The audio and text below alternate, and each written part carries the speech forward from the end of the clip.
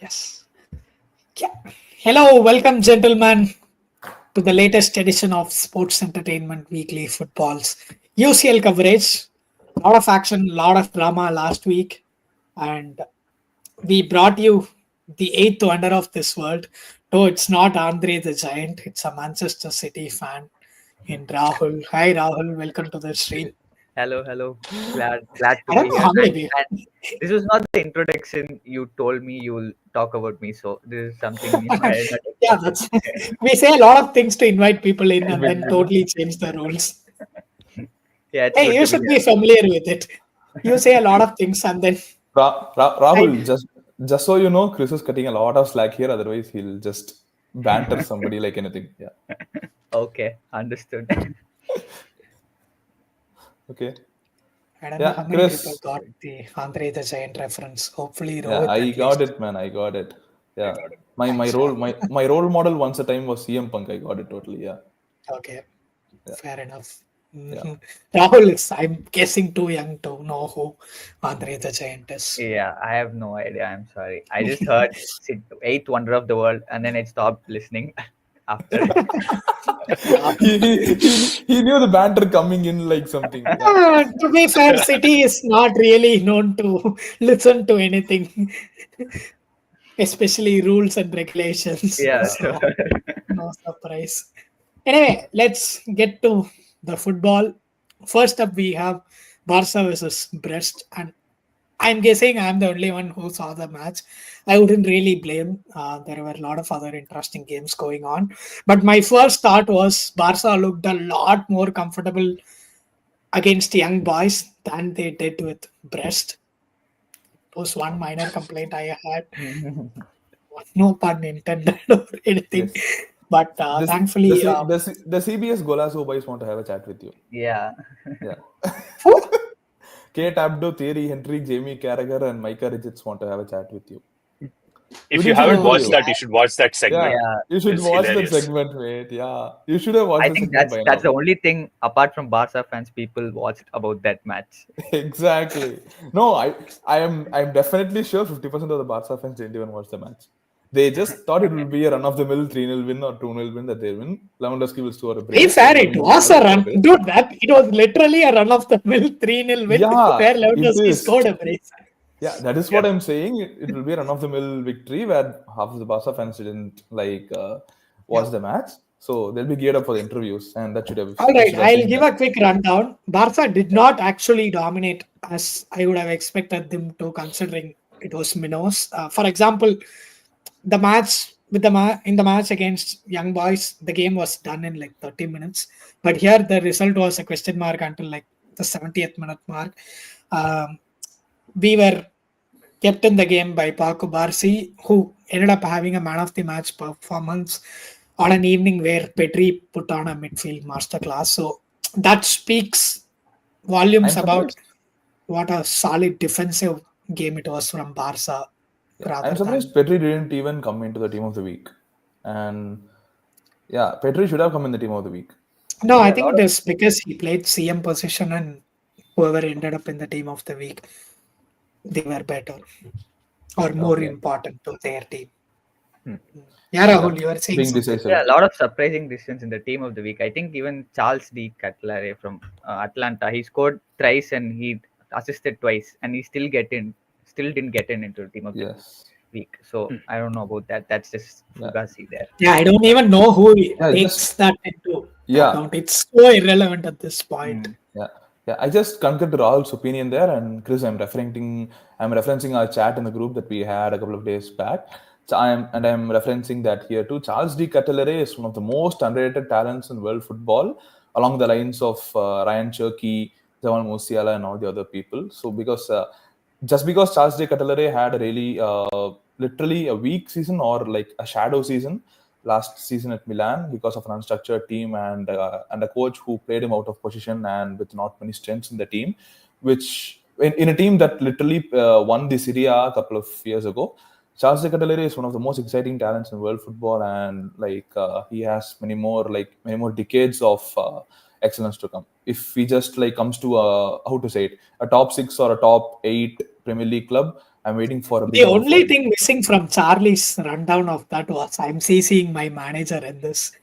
It was so formal. I'm referencing our conversation from our WhatsApp group chat here in this meeting Or our today. last email. Yeah. One Let me shout just out. let us just circle back after the holidays kind of email. Yeah. Take it offline, Let's guys. circle back and I have to call out Brest here. This is the first time they've ever played in the Champions League, and Champions League, literally. I know the format is weird and stuff, but they're still 11th, which is freaking great. impressive. They have a good shot. They're going to make it to the playoff, I think. Playoffs, yeah, definitely. And But that's keeping in mind cool. Real Madrid and PSG are like the 20 mid 20s positions or something. Brest are really commanding their position at the table.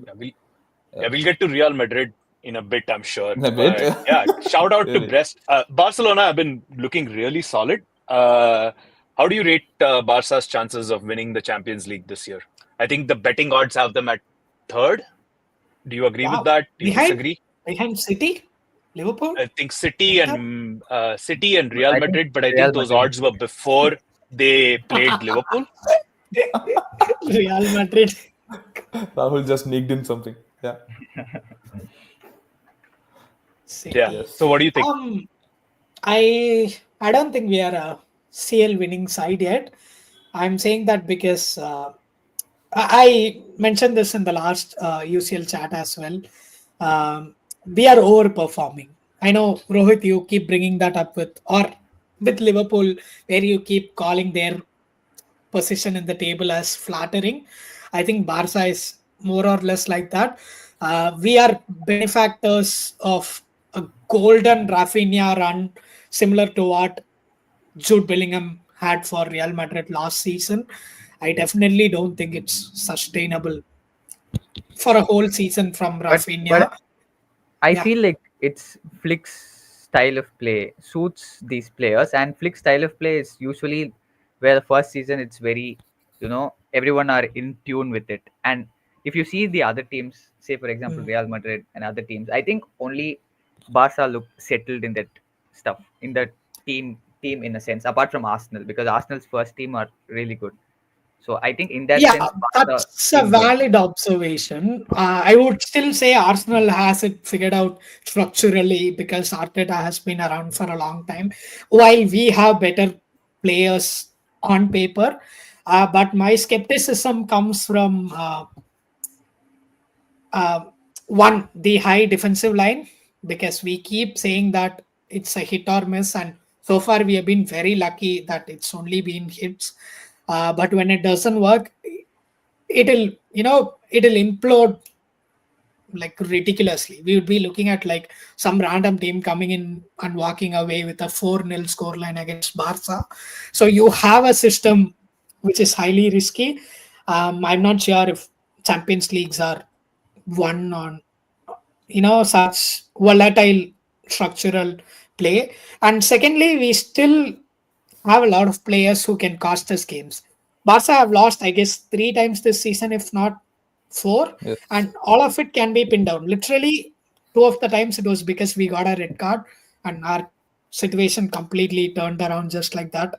And we have players like Kunde who does not have competition in his position. So no matter how awful he is, which he has been the last 2 games, he'll continue to start. And again, coming back to Flick's system, I think it demands a lot out of players.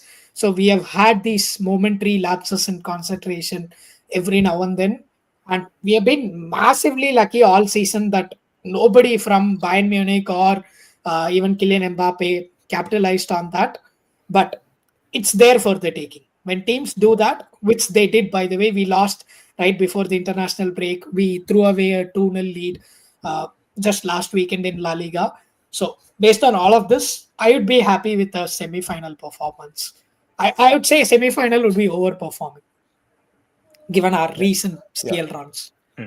I still remember like having Barcelona having very defensive instabilities in the form of Hector Fort and Gerard Martin, literally costing you games even in the Champions League and in the league games. Okay, so to be honest, also you have a 14-point lead in the La Liga and you have games against Las Palmas, Mallorca. We don't have a and 14-point lead in La Liga. What do you mean 14? You I have a think 14 he's If point talking lead, right? about Liverpool themselves. Maybe he got it No, wrong. no, Liverpool you have a have a 9 point 14-point lead. lead.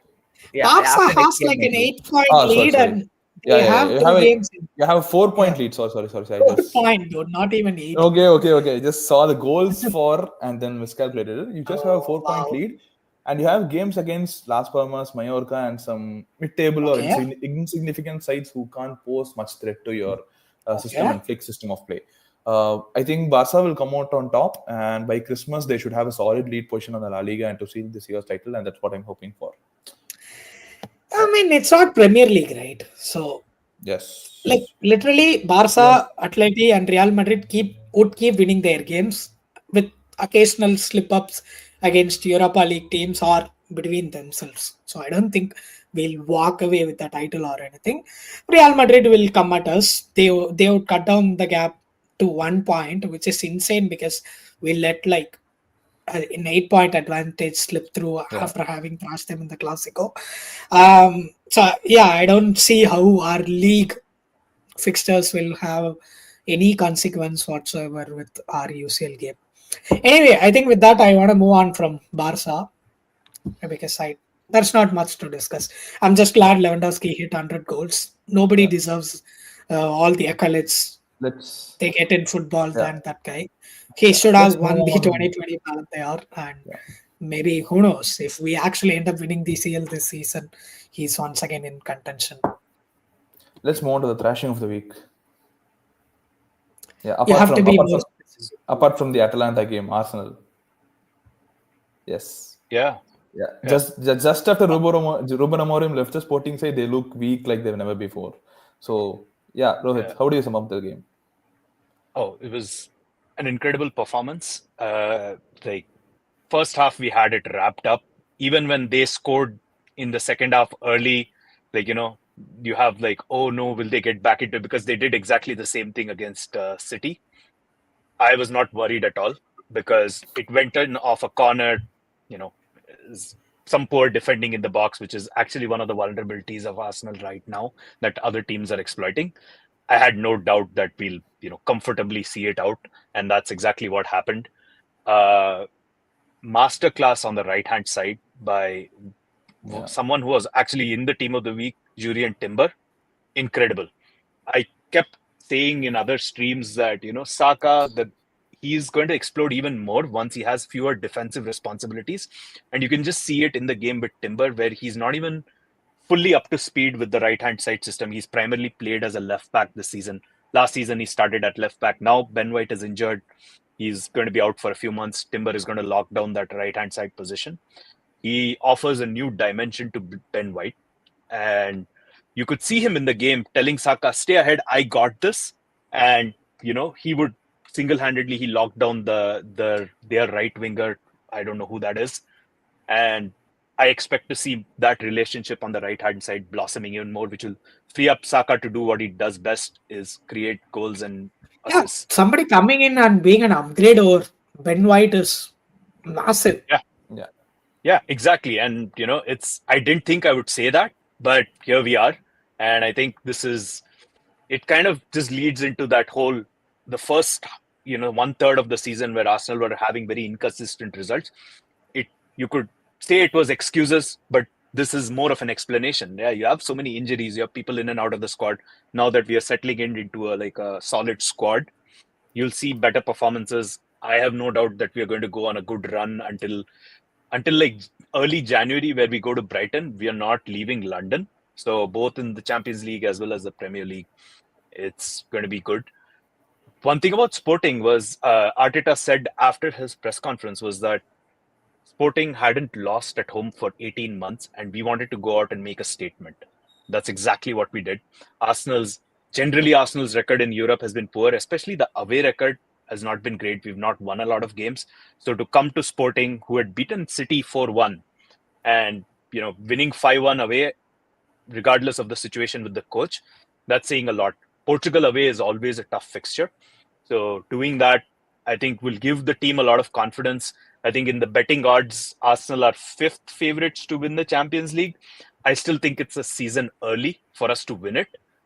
But I think if we don't make it to the semi-finals, at least, I'll be very disappointed in this team. As long as we can keep everyone fit and healthy, a semi-final is definitely on the cards. Yeah, Arsenal are looking really, really confident on the pitch, not only against Sporting, but also in the Premier League against many other teams that we have seen over the weeks, right? So they also Arsenal have an easy patch of games coming up till Christmas or something, if I'm not wrong, Rohit. Yeah, I Yeah, think so. If they you look have at relative difficulty, the yeah, first 1/3 of the season, they had the third most difficult start to the season. yeah, Like we played Spurs away, Villa away, City away, yes, and we've come out decently in all those games. yeah, So we have a yeah, relatively easy schedule yeah, now till like yeah. early Jan. Yeah, Christmas or something. Yeah, going into the most busiest time of the season, I hope there'll be like many, many crunchy clashes and many tough fights between Arsenal, Liverpool, and Manchester City going forward. Yeah, I am including Manchester City in the conversation because you can never trust Pep. Simple as that. Yeah, you can't. I mean, anyone who's writing City off at this point just needs Yeah, to go they rewatch the just past like 6 seasons. Delulu's the new Sululu. No, they are They'll just City fans who want you to believe that believe City that is dead. exactly. Yeah, Yeah, this underdog That's stick just doesn't the work with me. yeah. yeah. City fans can't play the underdog card. Exactly, just like Real Madrid. Come on, Bad. all these Real Madrid fan pages start playing the underdog card just because they drew or lost against Barcelona or some Getafe or something. That is something that Manchester City also can't do, which actually gives us a perfect segue into the conversation into the next game. So yeah, Manchester City versus Feyenoord, really, Yes. really The disappointing game second for biggest Manchester shock City. after Manchester City's Exactly. result itself is Perhaps finding a Manchester City fan to talk about yeah. it. To be honest, one of the most disappointing games for Pep in a really, really long time, if I'm being humble and not wrong. So Rahul, yeah, welcome to the podcast. And how do you sum up the game? And how What do a you sum what up? a way Yeah, to come in, man. yeah. Like Yeah. literally any time you could have come in the podcast since we started and Exactly. you could have had your way. You could have just, toyed with any of us and you chose to come in at a time where we Well, can actually hold you I accountable. I think people are finally starting to care about City. You can see all the reactions coming up right now. People are finally starting to see City are losing finally. Yeah, that's But people are because like, in a lot of first world countries, 14 years is your age for social media access and everything. And only earlier this year, a lot of your fans, got yeah, past that. Now you see a lot of vocal voices. Earlier they were doing that And in primary school. yeah, and this is like my hope that as a traumatized Arsenal fan from when I started supporting Arsenal when I was a teenager, and then spending a lot of the time when I could get bantered. I'm hoping this happens to all young City fans. They need to spend their 20s in pain. That will give me a lot of joy. I mean, It builds character. Let me tell you this. but yeah, coming back to the game, I mean, it was a smooth riding. It was a very smooth riding. I expected, like, we know I know City lost 5 games in a row, but this game was supposed to be like, okay, it's Feyenoord at home where you haven't lost in like 6 years in the Champions League. And a fun fact is the last time City lost at home in a Champions League clash, Mikel Arteta was the manager of City at that time. So that's a fun fact. So Pep Ooh, hasn't okay. lost in like, I don't know, 7 years or 8 years at home for City, and so it was really expected. Like, okay, this is going to be a fun game. Finally, we are going to see a victory after like a month and a half, and it was everything that for the first 3 goals. I think Haaland played really well. Like he was there to poach the goals, and special shout out to Matheus Nunes. He was fantastic. I think the only player who can leave with a heads up, it was him. Nunes was really good, but then all everything went to real bad after that, the first Guardiola error in the 75th minute. And I think you could have seen Pep's reaction after that goal. He was like scratching his head, why did you do it, man, why did you do it? So yeah, from there it was just complete head loss. Like everyone lost their minds literally, including Pep. No one expected it to go Head loss. actual 3-3. Head loss is an understatement. Pep's head was actually in Pluto. Come on, not even in Mars. I Come mean, on. yeah, Pep is a different, I don't know what Yeah, category you put it different in, but I'm conversation. just talking about fans right now. So yeah, Pep is like he could sense it. That's what I was worried about. He could sense like it was coming after the first goal. Oh my god, these guys are going to lose it. So, and it happened.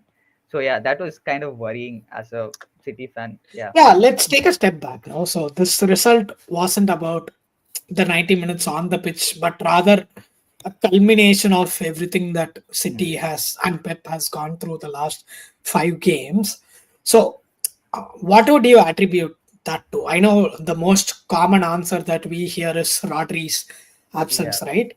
I think But mm, yeah, if you heard Anirudh in the previous stream, uh, he has a very different view about how Rodri is just this anchor excuse that you cling on to, but City's problem I think run much deeper than that. I think it's partially true, partially because you could see the signs even last season. Last season we won the Premier League, sure, but we were defensively kind of vulnerable, especially against the big sides. You could see Liverpool, having so many chances at Anfield. Even Arsenal, in that Emirates game, I think they had a few chances as well. Even Chelsea had so much chances at Etihad. So there were a lot of signs. Rodri masked a lot of problems in the system so much that you could see City going on a run and winning. Like in the end we went on like a 10-game winning run and just completed it, but there were a lot of signs. And this season was something of you needed a rebuild of sorts, like because you see the age of the squad. It's so many people are over 30. Like Gundogan is 34, Bernardo is 33, and KDB is 33, Stones is 32. So the core is like over 30 now. You needed a rebuild of And sorts. John Stones being 32 really puts a perspective on Yeah. Yeah. time. When I last played FIFA, he was like one of those wonder kids, man. Not even joking. Yeah. So yeah, the issue was there from the summer itself, but it was kind of masked with like the key players being staying fit at key times of the season, and now it is gone. It has shattered October. So many injuries.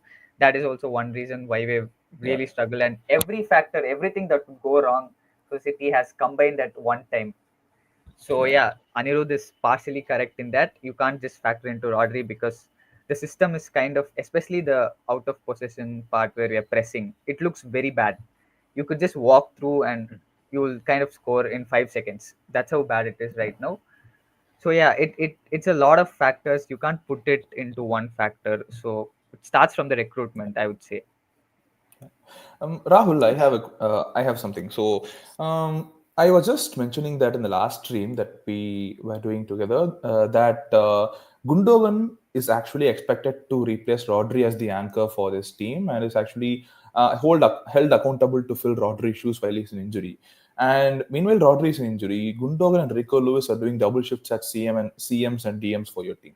Okay, and supposedly it seems the thing is not working since Rico Lewis hasn't had that much Premier League experience and is still a kid, to be honest. And Gundogan looks a shadow of himself. So, how do you see your team going forward since going into the busiest time of the season, and then how do you envision the results coming in for Manchester City? I know you've told that City can't play the underdog, you know, Yeah, category part, but I think now it's the perfect time. I can't see any other time to play that card right now. I think I don't know. I honestly don't know where the next win is coming from. In all honesty, I don't know because there's so every match two people are getting That's injured. brutally honest. Come on, yeah, Yeah, I'll every accept that. every match two people are getting injured, and I think the same four backline we played was 3 months back, the second game week of Premier League. Every game there's been changes. There's debutants coming in playing their part.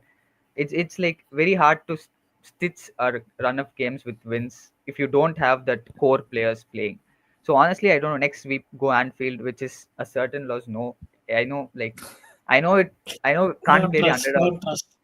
Yeah, but see, at Anfield, we don't And even do good when This we're is not playing good. underdogs. This is outright psychological yeah, warfare. Any Yeah, but game exactly. City walks in, they are the favorites. yeah, but see, yeah, Yes. but I think this is the Yeah, first time Rohit, since you have. 2017 where City aren't considered favorites for the game. So yeah, and we Yeah. haven't won Fair at enough. Anfield in a crowd with like Mm. since 2003, and Yes. since World War II, we have only won twice there.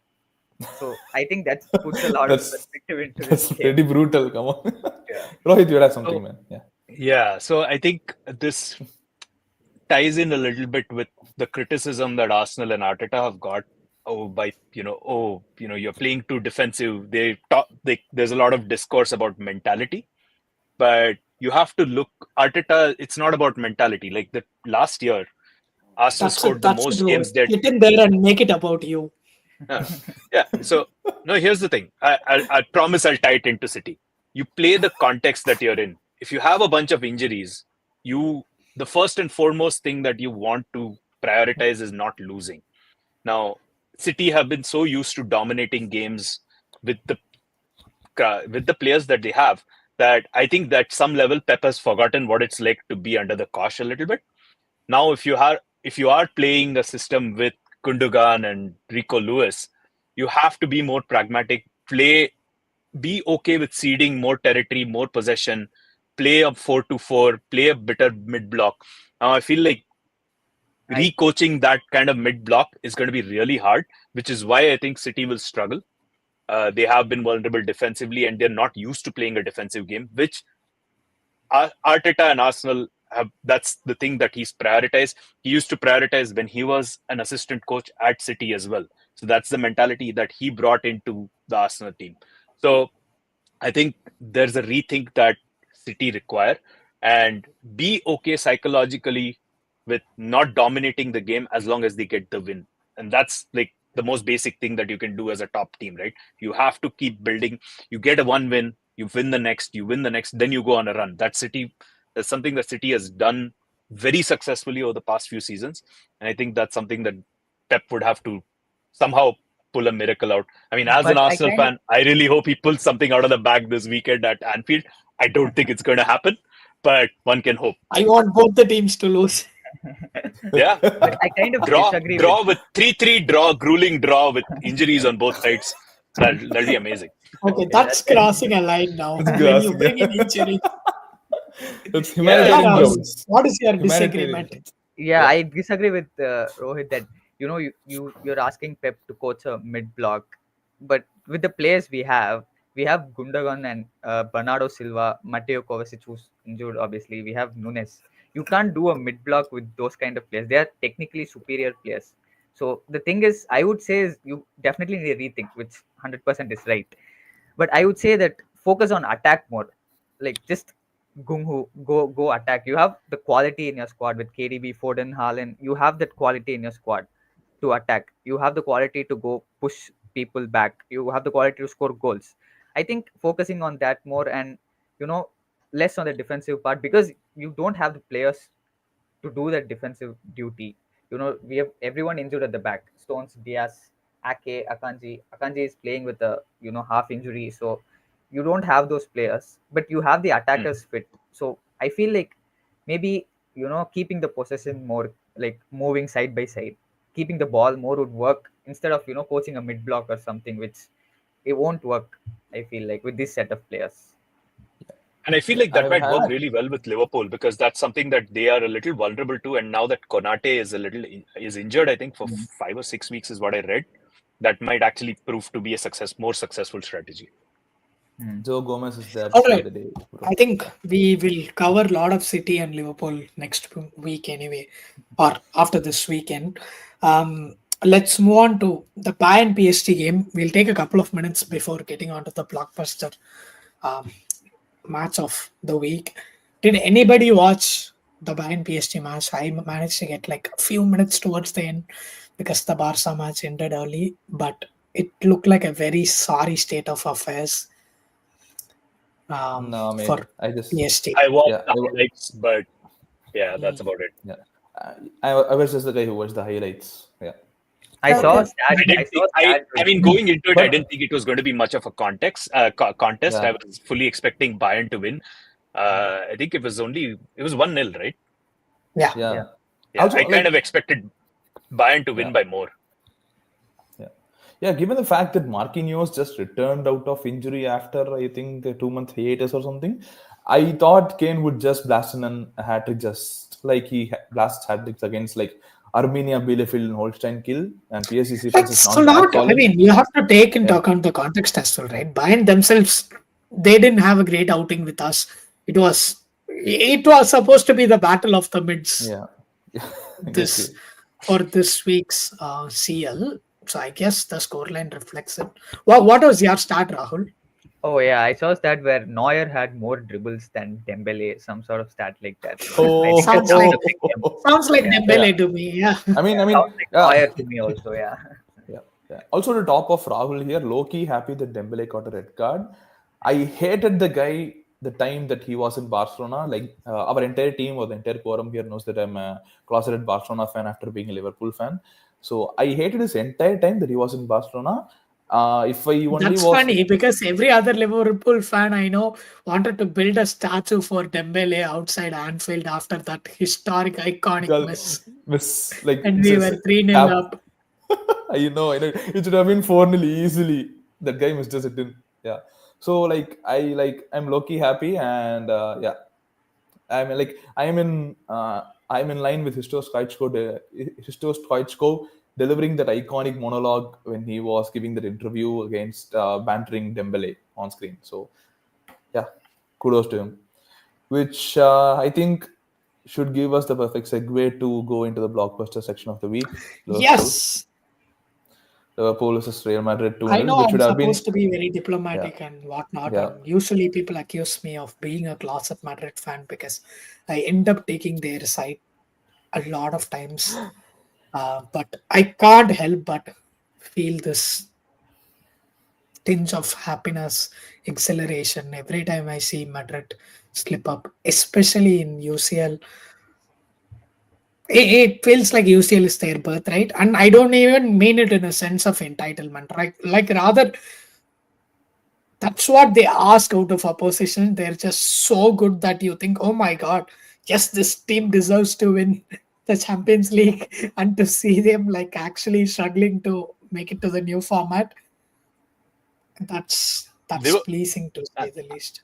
yeah, I was actually surprised it only ended 2-0, to be honest. Liverpool were kind of, I mean, both sides had a lot of chances, but I felt like Liverpool definitely had the better chances in the beginning. Yeah. They should have been like 2-0 up in the first 10 minutes, Yeah, honestly. they weren't Courtois, clinical. but They he ended up hates getting a lot of Liverpool with half some passion. chances. Now I know, right? Insane. Courtois, I don't know. Like he might be like he is that Undertaker meme, like while he's dead and then he suddenly rise up. That's the thing whenever Liverpool come Yeah. around for him. He was unbelievable again. Yeah. So yeah, the game should have actually been like Liverpool 4, Real Madrid 0, just like the 2009 game where Torres and Gerrard smashed goals into Real Madrid's net and blast Casillas out of the park. So like Salah missed a penalty, Mbappe also missed one due to his part, and Mbappe's penalty was literally a lazy penalty, to be honest. I expected him to miss and Kelleher to save the Well, at penalty. least it was on target. So Yeah. Oh, okay. Get you. Okay, accept that. Okay. Salah rarely misses. Okay, I don't. Yeah, Salah rarely misses, so that's why I'm not accepting that. So, yeah, given Kelleher's really stellar form in the Premier League as well as in the UCL, deputizing Alisson, so I expected him to save it, and that was really not a surprise for me. So, yep, we actually like lost a lot of balls. We let some loose balls into their half, and we actually gave Real Madrid. We gave a lot of chances on their platter, which they actually failed to score in the first half itself. The game should have been equalized like 1-1 or 2-2 in the first half itself, which they failed to capitalize. And okay, you are contradicting yourself now. Is it What? 4-0 to Liverpool or 2-2 yeah, both the team? it's 4-0 to Liverpool. That is what I'm saying. Like we should have capitalized on our chances. I don't Like think I'm not finishing sure if being Madrid had that many chances. I thought Liverpool no, had a lot of half no. chances which they weren't clinical enough to convert. No, what But I'm saying is, in the first half, they had some really good 2 to 3 chances, by which they should have scored like one goal or something, apart from the Mbappe penalty. Okay, but they didn't, and their finishing was not that clinical. But our finishing could have been more clinical, given our shots, given like 75% of Liverpool shots were shots on target, and Real Madrid's were not. So, keeping in mind of that, I envisioned a 4-0 win for Liverpool, like running it back 15 years in the past. So yeah, I'm really happy 2-0 2-0 win against Madrid, winning against them in like after 15 years.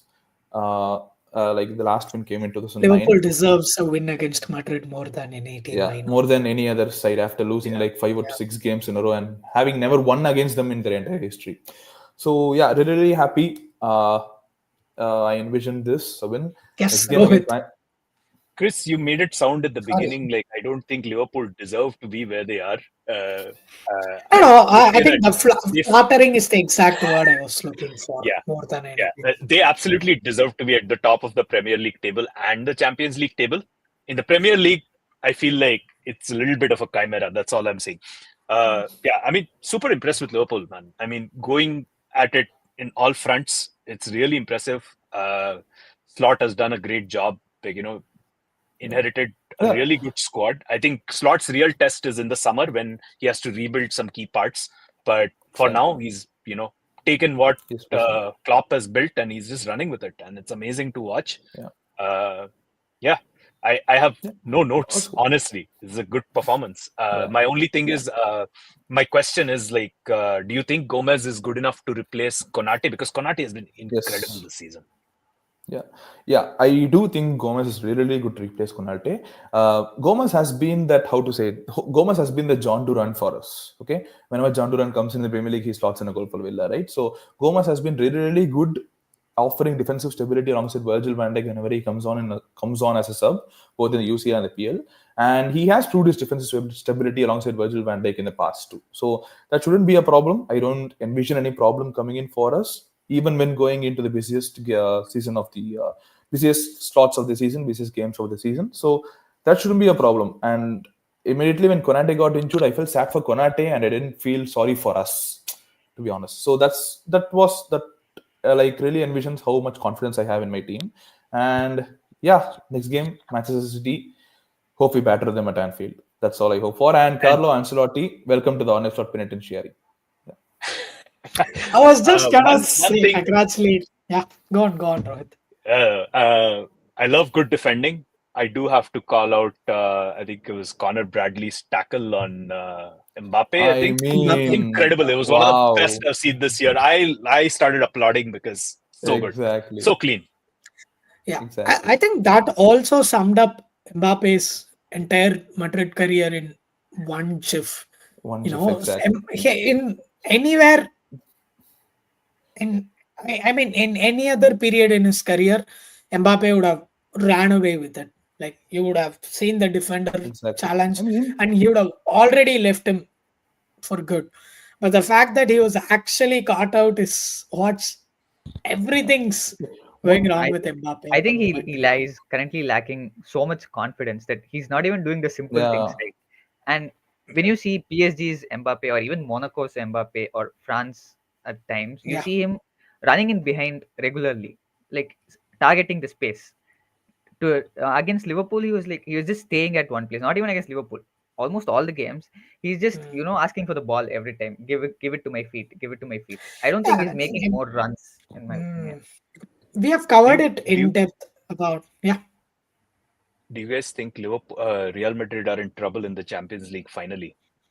Yes. They have Atalanta next, and they have a couple of easier games, but I don't see them not making the playoffs, but I don't necessarily see them making it to the round of 16. Do you guys agree?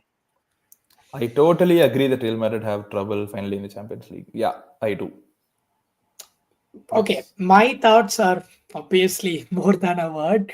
I don't know if you recall, but from week one, I've been wanting to see how Real Madrid play out in the new Champions League format, because I'm tired of their knockout juju and whatever you call it, right? They've every trophy they won, they've definitely earned it. But at some point you get tired, especially if you're a Barca fan, and a lot of their weaknesses get masked in knockout games because their mentality overpowers, tactical play or whatever individual brilliance. And this is the same reason why Emi Martinez is the best keeper in the world when it comes to international games, knockouts, and as we see in UCL right now. So yes, the format is calling out Real Madrid's fragilities like we have never seen before, because they are starting to face tougher opposition before group stages, unlike the previous years. But I still think you have to be really, really bad to not turn it around, because I just saw that there is a playoff for teams between 9 and 24. I don't think Real Madrid are, the Yes. 25th best team in football. Come on, let's not kid Yeah, I ourselves. think So, I think they just need Yeah, one yeah. more win to get into that yeah, 24 spot. So yeah, so it's they are Right. definitely making it to the playoffs.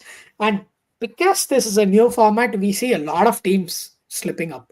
I'm sure the likes of Manchester City or I mean, Atletico Madrid, a lot of them are in the playoff spot. So Real Madrid, let yes, me they are. Who? let me just reference RB Leipzig here. RB Leipzig are in the 30th place. Leipzig. They, Yeah. Yeah, they've been yeah. Leipzig really But lost. poor. again, I'm talking about Leipzig. heavyweights, right? Yeah, I get you, but also referencing the other side, Leipzig, Mm. like I think they used to make the round of 16 or the quarterfinals every single time they've qualified for the Champions League.